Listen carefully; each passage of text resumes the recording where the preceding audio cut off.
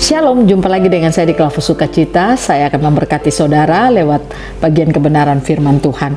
Namun sebelumnya mari kita berdoa. Terima kasih Tuhan, kami rindu firman-Mu terus berbicara dalam hidup kami. Kami rindu Roh Kudus menolong kami untuk mengerti dan menangkap suara Tuhan.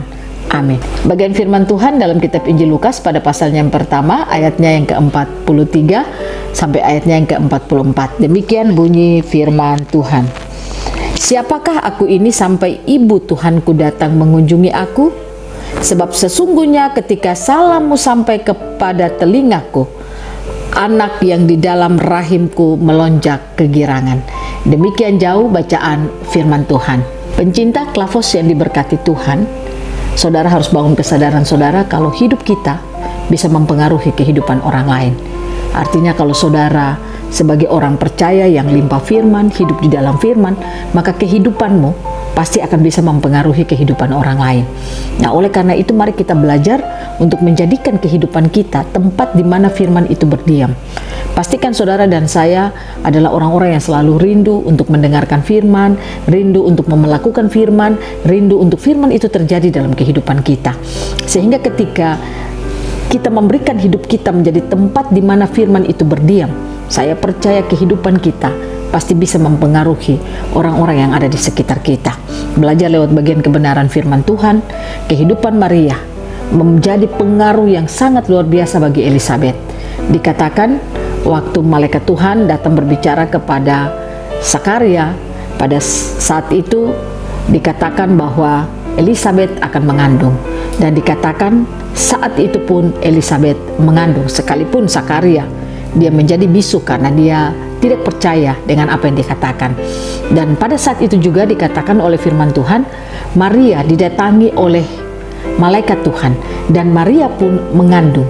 Dia memberikan hidupnya sebagai tempat di mana bayi Yesus itu berdiam.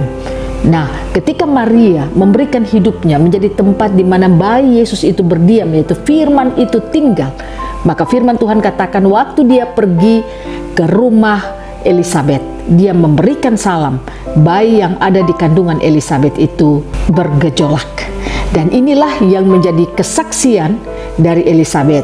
Oleh karena itu Elisabet berkata, siapakah aku ini sampai ibu Tuhanku datang mengunjungi aku?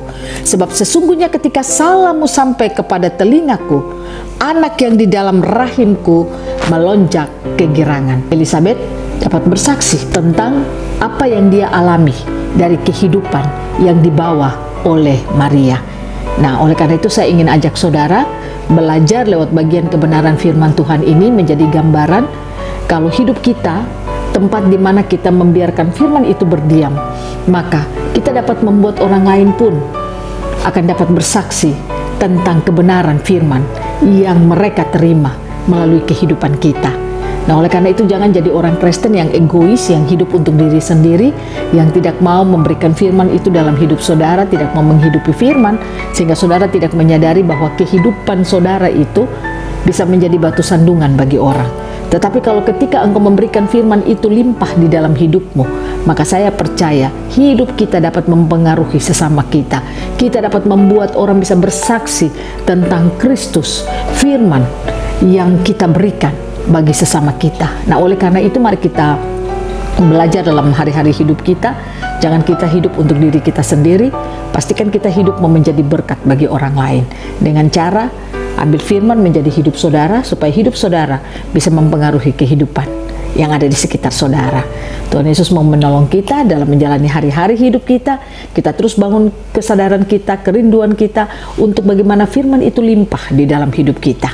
Sehingga kita dapat menjadi penyalur berkat yang menyatakan firman itu kepada semua orang. Dan orang pun akan bersaksi tentang firman yang juga mereka alami dalam hidup mereka. Hiduplah menjadi berkat bagi sesama dan mempengaruhi kehidupan orang dengan hal-hal yang baik. Tuhan Yesus memberkati kita. Amin. Mari kita berdoa. Terima kasih Tuhan, kami rindu firman-Mu limpah dalam hidup kami, sehingga hidup kami pun dapat menjadi berkat bagi sesama kami. Kami dapat membuat orang lain pun merasakan akan firman yang mereka alami dalam hidup mereka, sehingga mereka dapat bersaksi tentang Tuhan. Terima kasih Tuhan, Roh Kudus tolong dan mampukan kami selalu. Amin. Shalom, Tuhan berkati kita semua.